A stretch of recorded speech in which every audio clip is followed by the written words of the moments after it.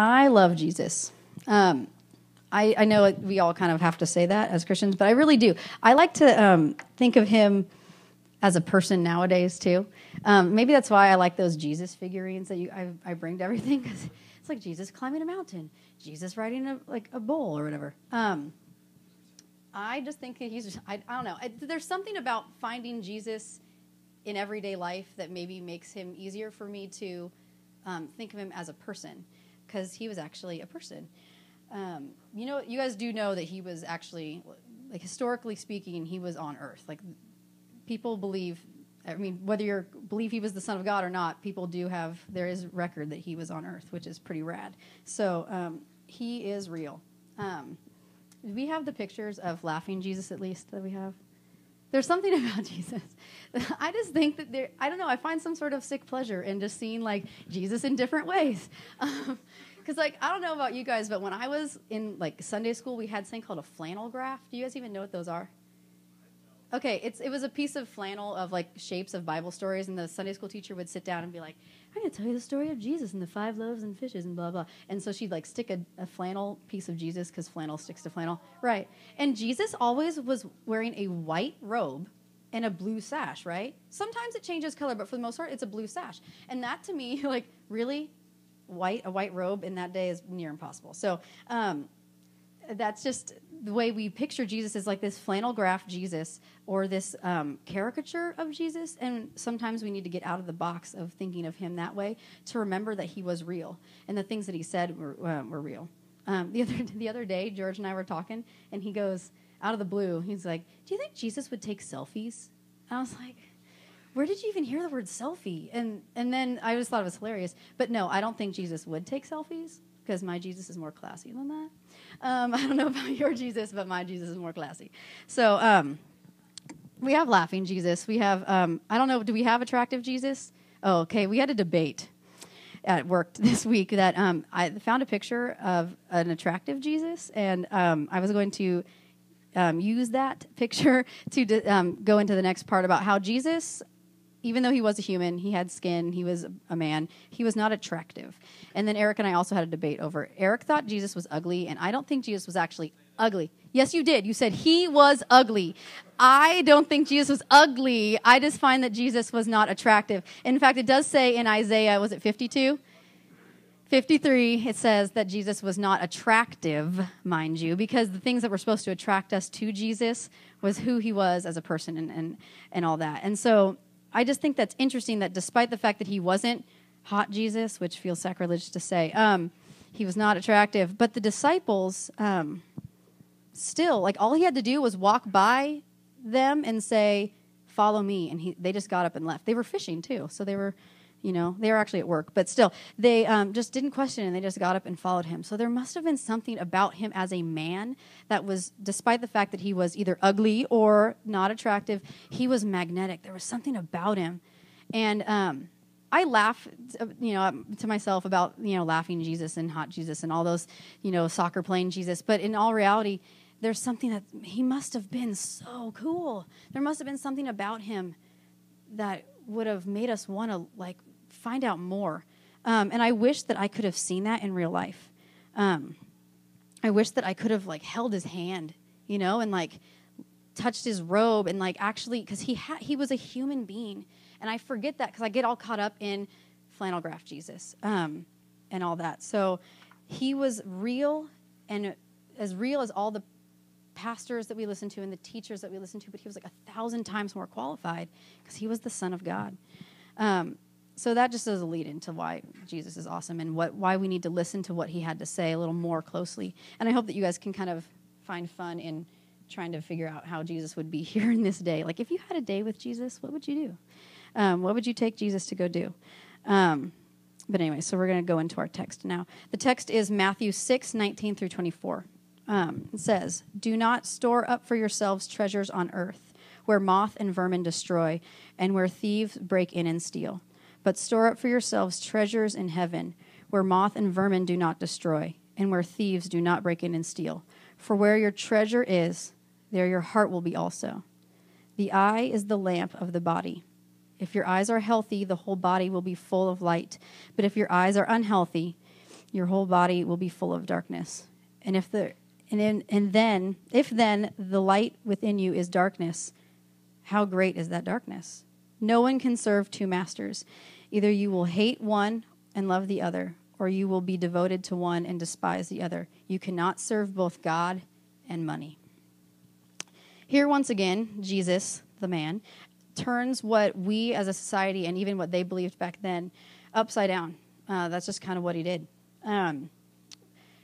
We as a society and just as human beings, we think that we have to say, like, we're supposed to save money. We're supposed to be smart about it. We're not supposed to just kind of throw caution to the wind and just live, day to day, which some people do, and God does provide. But we're supposed to work hard, make money, and buy things.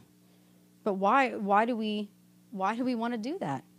Jesus tells us that the only thing worth achieving, the only thing worth sacrificing our time and ourselves for is something bigger than ourselves. Money is not going to satisfy you, and a degree at a good school is not going to satisfy you. I can promise you that nothing is going to satisfy you more than serving Jesus. Nothing. That's what we were created to do.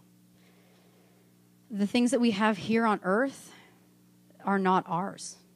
They were never ours to begin with. The smarts, the brain that you have that's going to get you that degree, that's going to get you that job, that's going to make you that money, that was a gift from God to begin with. There's a guy, a theologian, I believe, from way back when, like 18-something. His name was Charles Spurgeon. And he has a quote that says, "A man does not cry when he has to return a tool which he has borrowed." So if we think about all the things that we've been given by God, we shouldn't be sad to give it up. When we die, we're not taking anything with us. My grandfather just passed away a few months ago, and every weekend for the last 3 months, my dad and his siblings have gone down, driven hours away to go sit in his condo and go through his stuff. That's what they did. They still, I think it's now all in my parents' house now. They have brought it to there. And so now there's more stuff to go through. Great, he had all that stuff. Wonderful. A lot of it we don't even care about. Why are we saving? Why do we have all these things, and why are we searching and striving for something? Is it to be comfortable? Is it because we want to have a good job to make good money so we can be comfortable in a nice, comfy house? I personally think that being comfortable in our faith is probably one of the most dangerous things that we can do. If we are comfortable, we aren't growing and we don't have the desire to grow. We're just going to sit there. And if we're not growing, we're just not serving. God's never, ever done with us. That's why it's so important for all of us leaders and all your teachers and all those people to continue to be in that's why it's important for me to be in the Word daily. It's because God's not done with me. I learn a lot just from getting up here and having to teach anything. I don't really feel like it's teaching. It's more like sharing, because I don't really feel qualified to even teach you guys on a lot of this stuff. We try to think about one person in the Bible that was called to do God's work, that was also called to live a comfortable life. For the most part, they were actually called to live much, much worse lives than we are today. They were imprisoned, they were crucified, and they were, stoned. They lived in fear daily because of serving God, and they were not comfortable. The other reasons why sometimes we save things, it's just we're waiting for this special time to spend it, or to use it. My sister and I have this issue with gift cards. If you give us a gift card, we'll save it for something really special. If I go to Target and I have a Target gift card, but I'm buying groceries and diapers or whatever, I'm not going to use my Target gift card on it because that's my special Target gift card. And it's for something like shoes or something else. Okay, which is great. It's great, except back in the day where they used to have gift certificates, and those expired. Gift cards don't expire. My sister and I each found gift certificates that expired in 1997. They were the place is even shut down. I have a free smoothie to a place that is no longer in existence, which is kind of a bummer because I would have enjoyed a smoothie. But yay! I held on to something and now it's gone. Jesus says very clearly that we're not supposed to make treasures for ourselves on earth and that we're supposed to store them for ourselves in heaven. He says in Matthew 19, he goes a little farther and he says, I tell you, it is easier for a camel to go through the eye of a needle than for someone who is rich to enter the kingdom of God. Okay? Camel. Eye of needle. Like, have you ever threaded a needle? I can't even get thread through the eye of a needle. I know they do have, but even that a camel can't get through. So anyway, now here's the thing though. God is in Jesus, same guy. He is not saying that rich people can't go to heaven. I know it says those words, but in all reality, rich people can go to heaven. He is giving us a warning. Jesus is warning us that if we have money and if that's what's important to us, then that is going to become our God. And if God is not our God, we can't go to heaven. It is hard to completely trust the Lord with everything the more we have. If you don't have a lot to lose, you don't really care if you lose it, you know? There's that story of the rich man. You guys have heard about this, where the rich man comes to Jesus and he says, Teacher, what can I do? What else can I do to get into heaven? I've done everything, all the commandments. I do everything. And Jesus says to the guy, sell all your belongings and come follow me. And then it says, and this makes me really sad, it says he went away sad because he had great wealth. It doesn't mention that he went away sad, sold his things, and then came back and followed God. No, he wasn't willing to sell the things he had to follow Jesus, not even for the promise of eternal life. And that's a sad thing for me to think about. Like, that's that guy's story. Like, who knows where he is now? I don't really want to say it, where he might be, but that just breaks my heart that guy was given the opportunity, the words from Jesus' mouth to him. He said, you can come to heaven if you sell your things and follow me. And he wouldn't do it. Would you do it? God doesn't call us. He doesn't make us sell everything we have. He doesn't make us become nuns and priests and stuff, because they don't have belongings, by the way, when they join. Anyway, so, but if you had to sell everything and sacrifice everything to follow Jesus and to go to heaven, would you do it? Like, I almost wish that we had that rule, because it'd be like really easy to be like, oh, I did it, now I'm done. Like, but now we have things, and we have to be in that constant discipline of making sure Jesus is first. And that is not easy. I have friends back home. You guys know I grew up in this like super fancy pants place. I actually lived on the outskirts of the fancy pants place, but a lot of the people I went to school with were in the fancy pants place. And these people have a lot of money, like private jet money. Like, they're like, you know, their house is on this windy hill and all this stuff. But if you didn't ever go to their house, and if you didn't know them as closely as I'm lucky to do, you wouldn't know that they had that much money, because for these people, it's not what rules their lives. They have great wealth, and they give a lot of it. Every church, like staff retreats at their house, and you know, their kids were not raised with, I mean, they had money, but they were not given the money, and their money was not the root of what these people are for. They are godly people.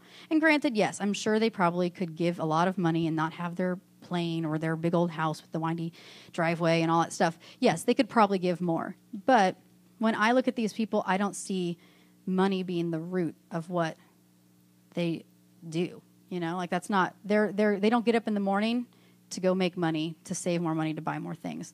They get up and they go and serve when they love Jesus. And so I think it's a matter of heart.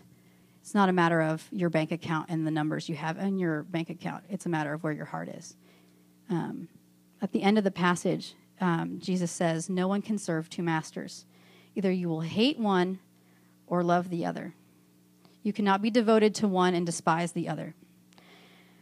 Have you ever like had something that's super important to you, and like your friends or your family are not into it? Like, they're not excited about it, or they don't like it, but like vocally so. Like, it's not just like they're not into it, but they kind of make you feel bad for liking it or whatever. Eventually, I don't know about you guys, but eventually for me, I would either get new friends, or I stopped enjoying that thing that I was enjoying. You can't have both. It gets to be a stress in your life, and one has to give. We've said it so many times over this last year about like Jesus does not like to be second to anything. God does not like to come in second for anything. He wants our full hearts. So what is up against Jesus in our lives? That's like, if we love Jesus and truly, truly love Jesus, remember, he was a man. Love the man, Jesus. It's going to affect the way we see the world and the way the world sees us. To sum up this whole passage and this kind of scattered talk, I would like to just say this. Remember that the things that you guys have and the things that your parents have, the things that we are blessed to have, are not ours. The world we live in tells us that we should be seeking to be better than the next guy, strive to have what's best and to be the best. Your heart will reflect what is important to you. Can you say that you love God and that you will serve him first? And are you doing it? I'm not going to say that you all have to go into ministry and not pursue corporate jobs and to not make money. That's not what I'm saying. But what are you doing in your life today that is making treasures in heaven, either for yourself or for God's kingdom? You can go to a job and pursue a career in whatever and still serve God and still make disciples of people and to be a light into that world. But it's just harder. Don't put Jesus second to anything, because second place, when Jesus becomes second place in our lives, very quickly he can become last place.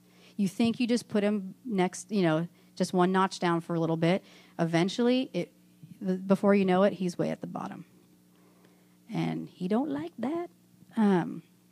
So I have a challenge for you guys, and it's kind of weird. For this week, I want to challenge you guys to put God first in something, to make an effort to sacrifice in whatever way it might be, to sacrifice some worldly thing in your life. If it's not studying for a test because you're going to read the Bible, or, I don't know what it might be for you, but if you would text Eric or Beto or I and just let us know, seriously, toot your own horn in this case. Just this week, I just want to know if you guys are going to be able to do that. And I want to see what it can do in your lives. I want you guys to be aware of finding a way to put God first, put Jesus first, and to start storing up treasures in heaven. And that can be heaven here on earth too, God's kingdom here on earth. Start the discipline now, and I really think you're going to be thankful that you guys did. I know you're going to be thankful that you did.